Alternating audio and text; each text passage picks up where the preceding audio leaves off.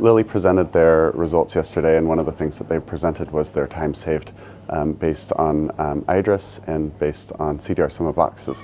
But you can use it with any outcome. It's just simply converting the outcome measures to a time scale.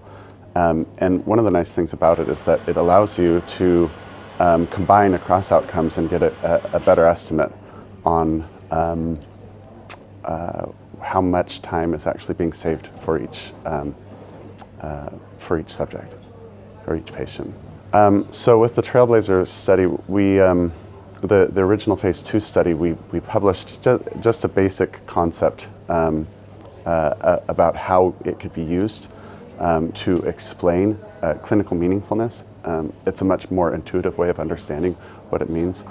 People generally, if they're told we're going to save you 6 months out of 18 months, that is far more meaningful than saying we're going to save you a half a point on CDR global or CDR sum of boxes or ADAS cog or anything.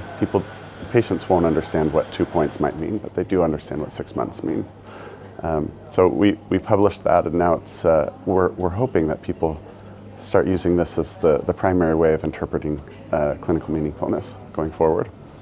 Intuitive for everyone, and so as we apply it to different outcome or different treatments, not just monoclonal antibodies, which is the hot topic these days, but other treatments like Suvinate. It's a nutritional supplement, a nutritional drink that you can use, and it has been shown to save, once you get out to 3 years, it can save up to over half of the time. So out of 3 years, it would save over a year and a half, which is a much bigger effect. And so as you than what's being reported for these monoclonal antibodies. And so it's much easier to see, even if they didn't use the exact same outcomes in their trial.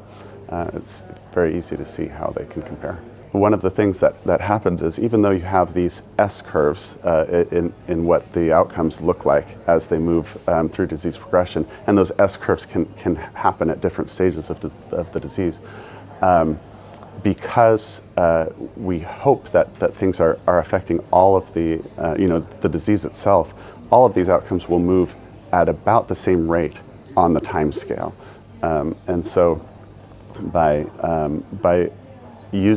converting to time, even if you have a point where it's only less than what has been defined as clinically meaningful, you can actually see the same sort of movement on the time scale.